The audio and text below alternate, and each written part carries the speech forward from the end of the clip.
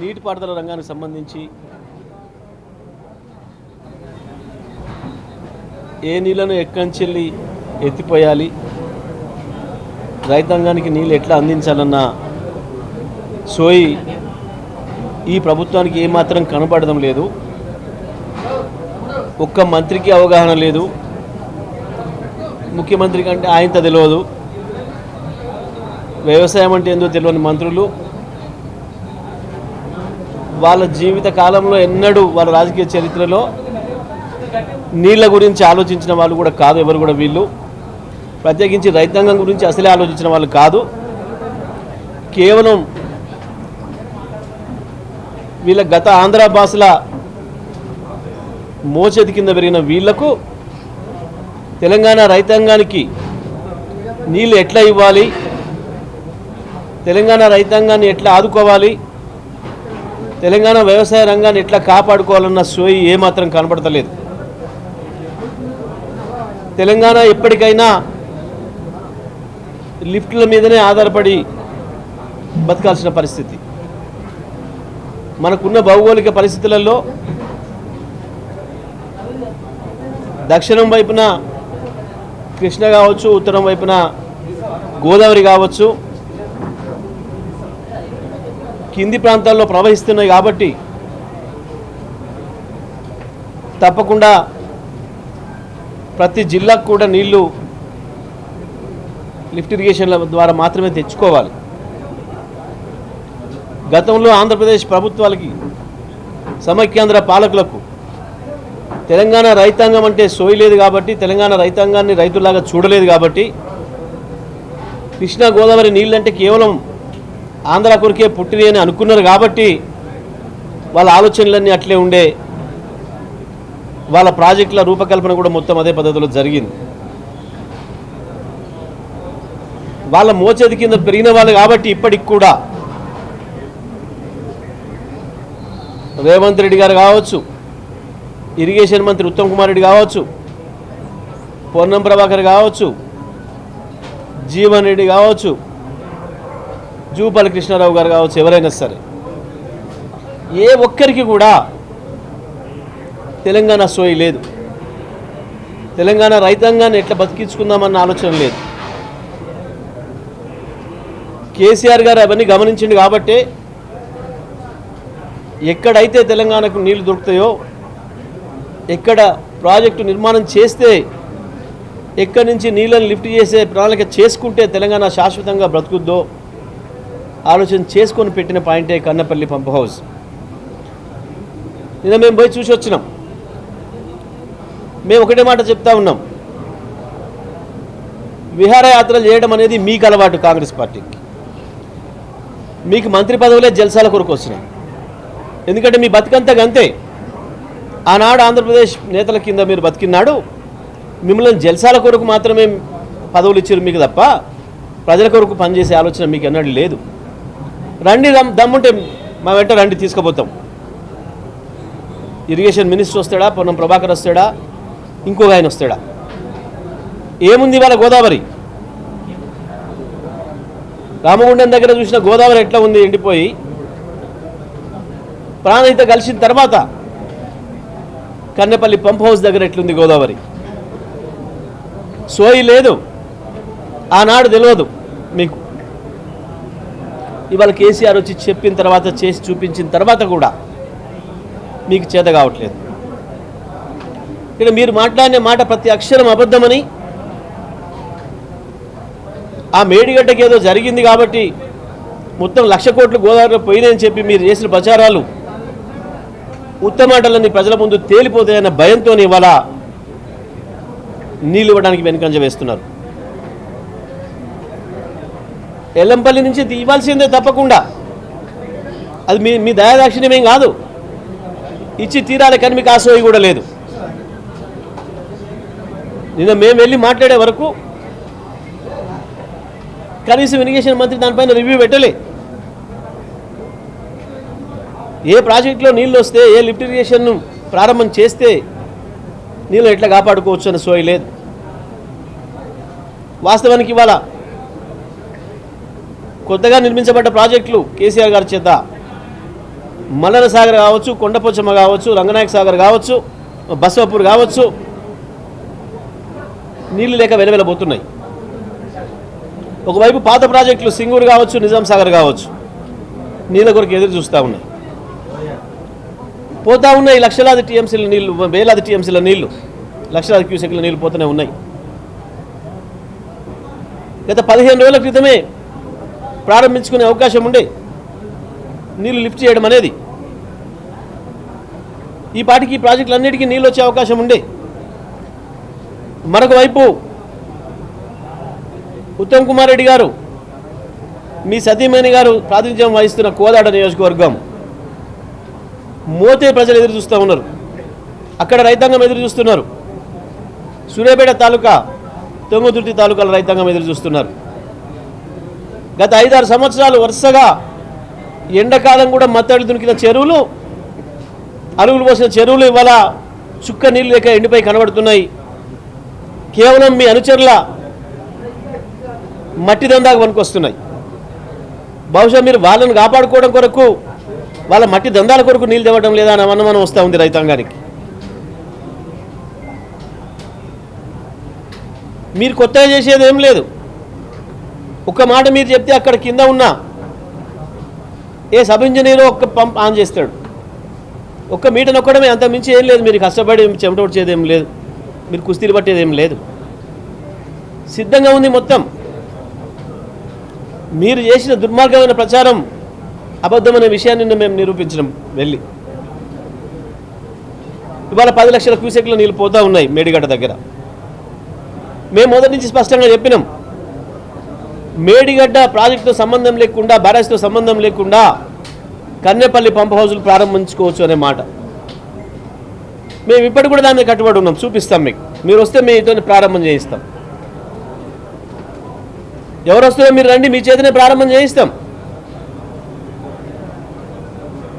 కేవలం ఎన్డీఎస్సీ ఇచ్చింది, వాళ్ళు చెప్పిందాక మేము చేయమని ఒక దొంగ మాట, దొంగ సాకు చూపిస్తూ తప్పించుకునే ప్రయత్నం చేస్తున్నారు. రాయండి మీరు, మేము గ్రౌటింగ్ పూర్తి చేసినాం, మళ్ళీ ఒకసారి వచ్చి చూడండి అని చెప్పి రాయండి, వాళ్ళని పిలవండి. అయినా ఈ గ్రౌటింగ్ చేయడం అనేది కొత్తగా వీళ్ళు చెప్తే వచ్చిందేం కాదు. అది ఏ ప్రాజెక్టుకైనా కొత్త ప్రాజెక్టులకు సహజంగా చేయాల్సిందే. అది మేము గతంలో మేము కూడా చేసినాం. గ్రౌటింగ్ చేసిన తర్వాత కూడా నింపినాం. సుందిల్లా నారం బ్యారేజ్లను కూడా నింపినాం. కానీ మీకు ఇవాళ నీళ్ళు ఇచ్చే ఉద్దేశం లేక కుంటి సాకులు చూపిస్తూ ఉన్నారు. తెలంగాణ రైతాంగం పట్ల సోయి లేక, తెలంగాణ వ్యవసాయ రంగం పట్ల సోయి లేక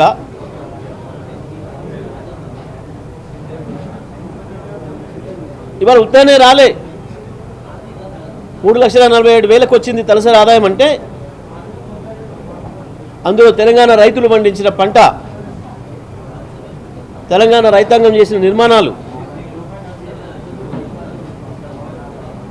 అన్నీ కలిస్తేనే వచ్చినాయి. మీకు ఆ సోయి లేదు. మళ్ళీ రాష్ట్ర ఆర్థిక పరిస్థితిని దివాలా తీసే పని చేస్తూ ఉన్నారు. మీరు ఉత్పత్తి చేయాల్సింది రైతులు, కానీ ఆ సోయి లేదు. కేసీఆర్ గారు ఇచ్చిన రైతు బంధుని ఇచ్చే చేతగాట్లే, కేసీఆర్ గారు కట్టిన ప్రాజెక్టులతో నీళ్ళు ఇవ్వడం చేతగాట్లే, మేము ఆ రోజు ఇచ్చిన కరెంటును ఇవ్వడానికి కూడా చేతగాట్లే. అబద్ధాలతో బతుకుతాం అనుకుంటున్నారు. ప్రజలు అబద్ధాలతో మభ్యపెట్టచ్చు అనుకుంటున్నారు. కానీ మీరు కరెంటు మీద మాట్లాడుతున్న మాటలు కావచ్చు, నీళ్ళ మీద మాట్లాడుతున్న మాటలు కావచ్చు, వ్యవసాయ రంగం పైన మీరు చూపిస్తున్న సవతల్లి ప్రేమ కావచ్చు, అన్నీ వాళ్ళ ప్రజల అనుభవంలో ఉన్నాయి. ఎల్లంపల్లిలో నీళ్ళు వస్తున్నాయి, ప్రారంభం చేయాలి. ఈ పాటికి ఇంకా 2 రోజులాగా చేస్తాం, 3 రోజులాగా చేస్తామని సోయలేని మాటలు మాట్లాడుతున్నారు.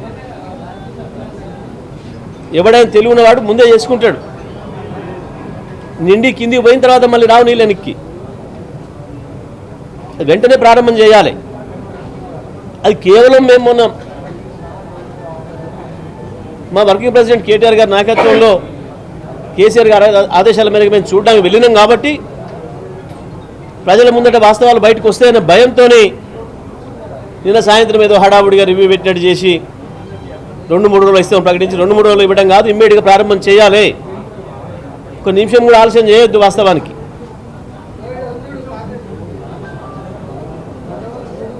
ఏ ప్రాజెక్టుకు ఏమీ కాలేదు, అన్నీ నిక్షేపంగా ఉన్నాయి. ప్రచారాలన్నీ మీ దొంగ ప్రచారాలు, మీరు బీజేపీ కలిసి ఆడిన నాటకాలు తప్ప మీ ఎన్డీఎస్ఏ కూడా ఓ ఈడీ లాగా, ఓ సిబిఐ లాగా తయారైంది, ఒక ఐటీ సంస్థలాగా తయారైంది తప్ప ఇంకొకటి కాదు. దేశంలో 5 ఏళ్ల నుంచి 6 ఏళ్ల నుంచి 7 ఏళ్ల నుంచి పెండింగ్లో ఉన్న ఎక్కడ కూడా ఏ ప్రాజెక్టులపైన నివేదిక ఇవ్వకుండా కేవలం ఒకటే రోజు వీళ్ళు ఇక్కడ చెప్పడం, వాడక్కడ కూర్చొని రాయడం. కనీసం హైదరాబాద్ కూడా రాలే. ప్రాజెక్ట్ దగ్గర పోవడం మాట పక్కన పెడితే హైదరాబాద్ కూడా రాకుండా ఢిల్లీలో కూర్చొని ఆనాడు కిషన్ రెడ్డి గారు ఏదైతే మాట్లాడారో తెల్లారి అదే రిపోర్టుగా రాసేసి ఇచ్చింది ఎన్డీఎస్ఏ తప్ప వాస్తవాలను చూసి ప్రాజెక్టులను సందర్శించి ఇచ్చిన నివేదిక కాదు.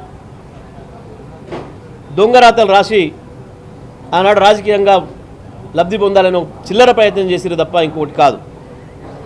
ఇవాళ అన్ని ప్రాజెక్టులు స్పష్టంగా కనబడుతున్నాయి. మేము వెంటనే ప్రభుత్వాన్ని డిమాండ్ చేస్తూ ఉన్నాం. మీకు చేత కాకపోతే మేము తీసుకుపోవడానికి సిద్ధంగా ఉన్నాం. మేము పోయింది విహారయాత్రన,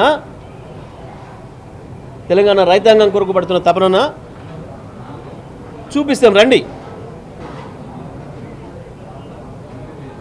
అధికారులను నమ్మరు, మీకు తెలియదు, సోయలేని మాటలు మాట్లాడుతున్నారు, నోటికొచ్చిన అబద్ధాలు మాట్లాడుతున్నారు. అన్ని వ్యవస్థలు సిద్ధంగా ఉన్నాయి.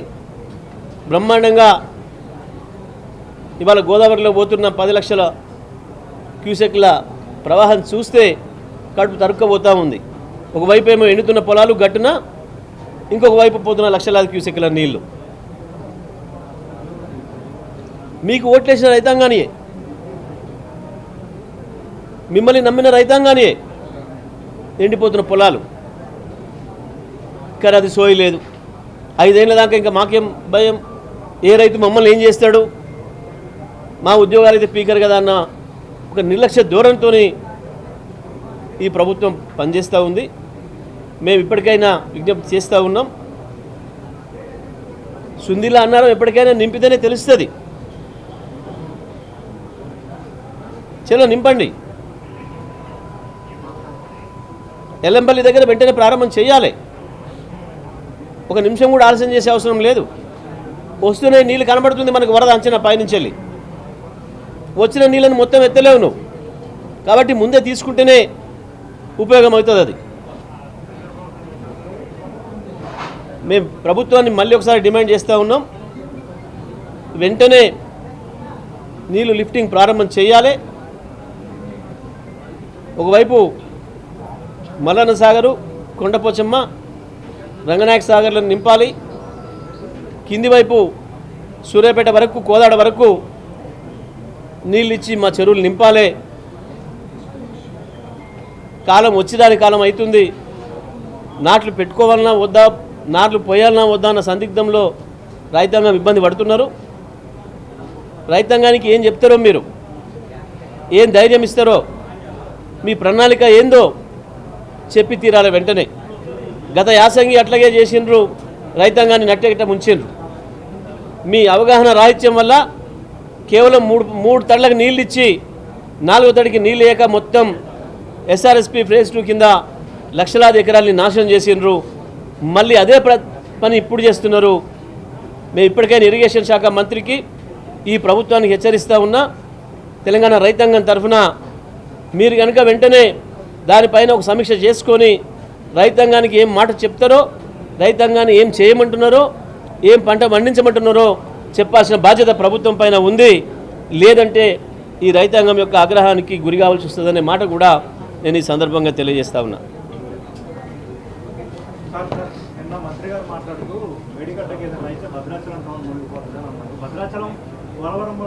ఇక పాపం గంత అవగాహన ఉంది, ఏం చెప్తాం పాపం. అటువంటి ఆయన ఇరిగేషన్ మంత్రిగా పెట్టుకున్నారు.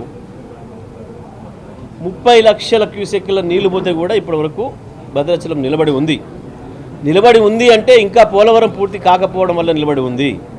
అయితే గీతే ఎప్పుడైనా భద్రాచలానికి ప్రమాదం వస్తే కేవలం మీ నాయకుడు మీరు ఇంతింత ఇంకా పొగుడుకుంటున్న మీ రాజశేఖర్ రెడ్డి మీ చంద్రబాబుల వల్ల మీ ఇద్దరి బాసుల వల్లనే తప్ప భద్రాచలం రాముల వారికి ప్రమాదం ఇంకోరు ఎవరి నుంచి రాదు. కేవలం మీ బాసుల వల్ల, మీ పాత బాసులు కొత్త డైరెక్టర్లు మీకు బ్యాక్గ్రౌండ్ నుంచి డైరెక్షన్ చేస్తున్న డైరెక్టర్ల వల్లనే ఏదైనా వస్తే రాముల వారి గుడికి ప్రమాదం వస్తుంది తప్ప మేడిగడ్డ వలన ఇంకో దాని వలన వస్తుంది. ఒక మూర్ఖత్వం, ఒక అజ్ఞానపు మాట తప్ప ఇంకొకటి కాదు. అది పూర్తి అజ్ఞానానికి నిదర్శనం. మేడిగడ్డ దగ్గర నిలబడేది మహా అయితే 16-17 టీఎంసీల నీళ్లు, మొత్తం కలిపితే కూడా 2 లక్షల క్యూసెక్కుల లోపే అక్కడ ఉండే నిల్వ. కానీ 30 లక్షల క్యూసెక్కుల ప్రవాహాన్ని గోదావరి ఇప్పటికీ మోసుకొని వచ్చింది అనేక సందర్భాల్లో. ఉన్న ప్రమాదం వల్ల కేవలం పోలవరంతో తప్ప ఇంకోదంతం కాదు.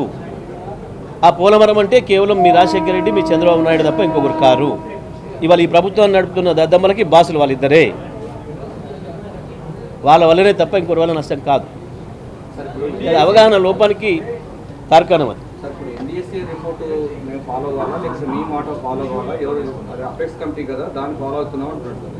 ఇంకా 6 ఏళ్ళు కూడా ఏది ఎన్డీఎస్సీ అట్టే పంతారా?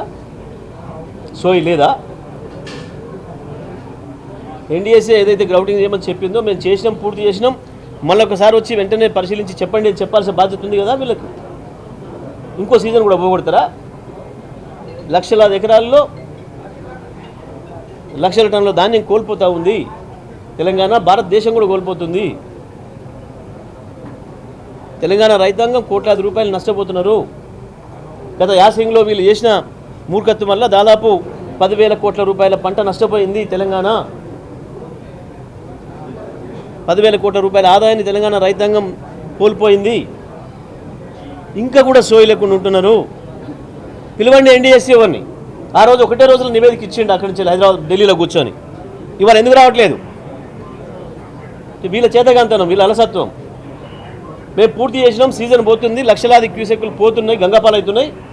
వెంటనే వచ్చి చూసి నివేదిక ఇవ్వండి, మేము చేసుకోవాలని నా సోయి ఉండాలి కదా. అడిగిన ఇప్పటి వరకు వీళ్ళు ఆ సోయి లేదు. వీళ్ళ లెక్కలన్నీ వేరే ఉన్నాయి. ఏ మంత్రి ఎంత సంపాదించుకోవాలి పోటీపడి ఆ పనిలో ఉన్నారు తప్ప వీళ్ళకు రైతాంగం కొరకు నీళ్ళు ఇవ్వాలన్న పోటీ లేదు. మంత్రుల కలెక్షన్ల పోటీ తప్ప ఇంకొకటి లేదు.